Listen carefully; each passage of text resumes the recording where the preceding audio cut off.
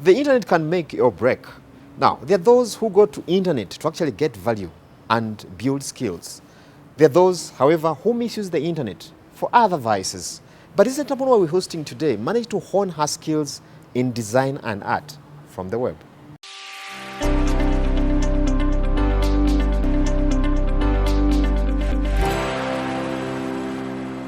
I started this business as a hobby.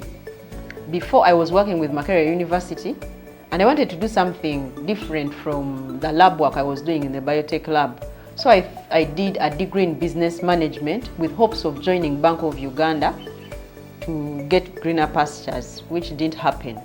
So I thought of option B, and that was knitting. So I went to Aristo and bought this book. By then I only had 10,000 shillings. I bought this book and taught myself how to make a baby sweater. But it took me a whole month to complete this. That's when I was like, how do these people who supply school sweaters, how do they make sweaters in bulk? That's when I got to know that in Chiembe they have machines. So I acquired a knitting machine, a small knitting machine, and in 3 weeks I'd learned how to use it. Then I taught my mom and my siblings how to use it, and good enough, they picked up the skill very fast. Then we got our first school order of 50 sweaters. Then that's when I realized that, oh, this hobby, I can turn it into a business. That's when we began training people to also increase on our revenue. So by the time I left Makerere, I had already set up my business. So it has helped me push ahead. From one skill, I would learn another one. I began with knitting. I began with hand knitting. Then I went to machine knitting, these domestic machines. Then I went to tailoring. Then I realized that people we supply school sweaters no longer want to use the bulk threads. So that's when we went into industrial machines. The machines you see in the background. So we now supply school uniforms and sweaters, and we also train in different skills like knitting, crocheting, making bags from beads, making shaggy carpets using threads. We train how to do jewelry. So it's a lucrative business. We encourage young girls and women and boys to learn a skill. The good thing with these skills is you can pass them on to your siblings, to your friends, in the neighborhood, in the community. Unlike the skills we learn in schools, like being the way I wanted to go and work in Bank of Uganda, I wouldn't be able to pass on that skill to my kids or to my sister. But with this skill, you can easily teach it to somebody in the shortest time, like 1 to 3 months. Somebody has learned a skill and they can earn a living from it. I started this in 2010. That's when I began doing the knitting, and I added on other skills. One skill led to another skill. So far we've taught close to 200 women how to tailor, how to machine knit, how to crochet with hands. Then currently we have like over 10 schools we supply school uniforms and sweaters. My message to the young ones, even to the other age groups, because our target group is normally between 13 years to 50. My message is to encourage them to learn a hands-on skill, a hands-on employable skill. So to better your life, we should get away from the knowledge the idea we had that you only have to be in school to earn a living. Right now you can have a hands-on skill learned in 3 months and you can earn a living. So I encourage them, even when you have a job, you can still learn a skill. It doesn't harm to learn a skill in 1 month or 3 months during holiday. I encourage parents to encourage the children at home, not only to watch TV, but also to learn a skill. It helps. Somebody should be patient to learn, because some skills like tailoring require patience. You need to know how to sew this particular design. So you need a little bit of patience to learn. Like recently, I got a client who wants to change their school uniforms, and they want a tie to be part of the uniform, but I'd never learned how to make a tie. So what I did, I went to YouTube and got a tutorial. So it took me 2 days to figure out how to make a tie. So it needs patience and resilience. You need to be patient, have some passion in it, so you can, with time, you get better with what you're doing.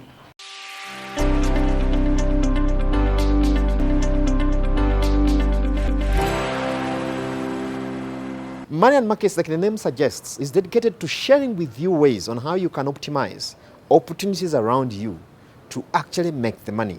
Of course, the opportunities normally happen in a marketplace. Now, today we're still continuing with our series of looking at how you can actually make that money and keep it.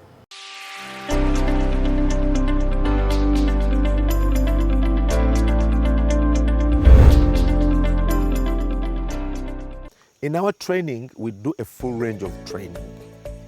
We started with agronomics, people to understand that crop very well.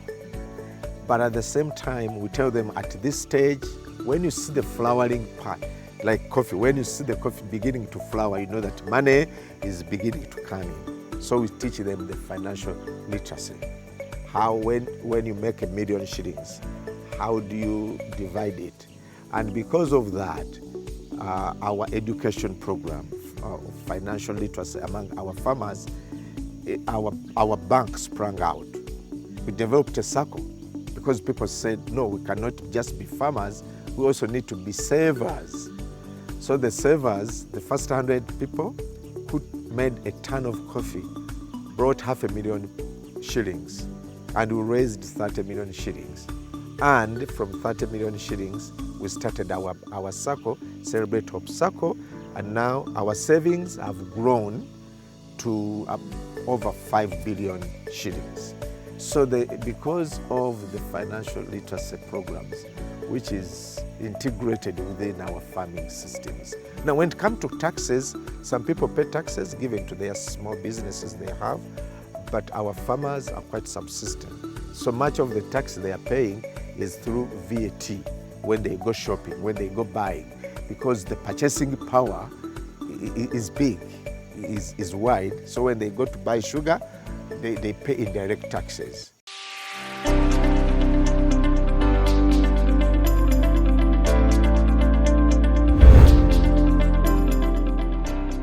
Imagine a smart poultry farm in Uganda.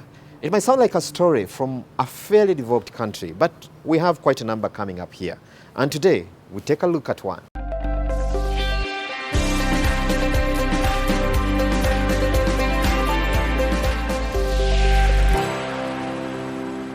This is a breeding farm whereby we rear birds for eggs production, and those eggs are not for consuming. They are for hatching eggs, hatching chicks. So we take them after collecting them. We take them to the hatchery. We incubate them, and then we hatch in day-old chicks. Those day-old chicks, we sell them to customers for breeding.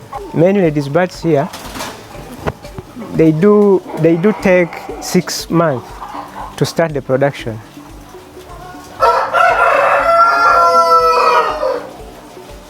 Six months, those are 24 weeks. That's when they start production. Then when they start production, they lay for three weeks. Those eggs are not being taken to the hatchery because cocks, we are not very sure that cocks have performed. They are still getting intact with the females. This house here is automated. Here we don't feed birds manually. We just pour a feed in that feed bin. The conveyor takes it to the silo. Then from the silo, it goes into the house through those pipes. The amount which comes out of the silo to the feeders, it's already being calibrated, it's already being weighed, such that we maintain the feed ratio to give them. The automation is meant to maintain the feed ratio that we are giving to the birds. Because it is automatically, the machine automatically weighs the feed which goes into the poultry unit.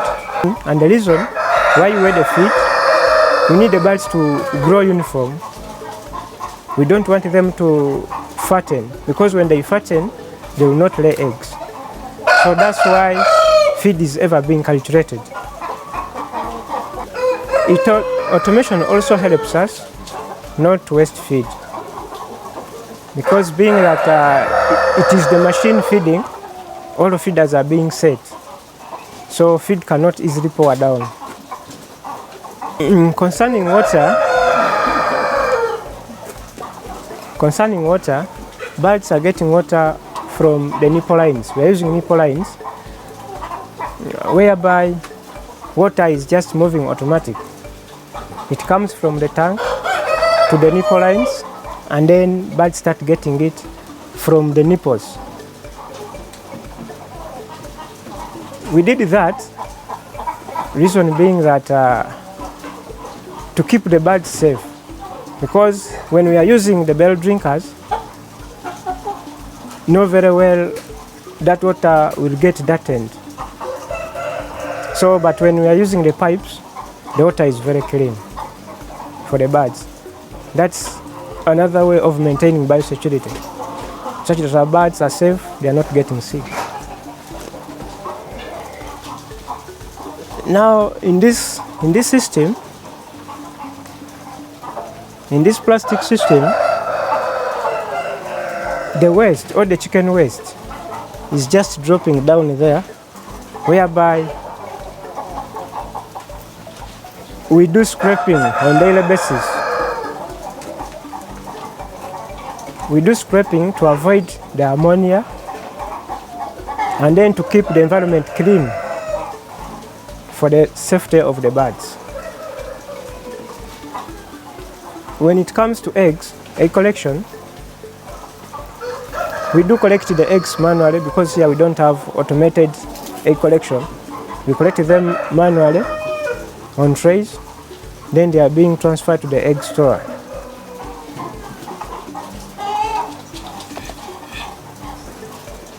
Concerning cleanliness or biosecurity,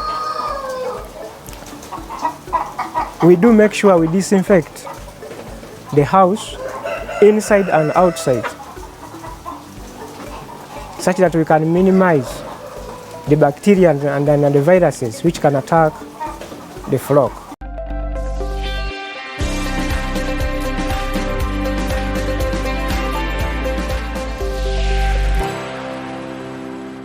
Now, with that, we've come to the end of this week's edition of Man and Market. Thank you for being part of the show. Now, from me and team, we'd like to wish you a very good evening. And we'd like to remind you that keep checking on our online resources. We have these and more stories, and we'd like to keep the business going, because business is a going concern.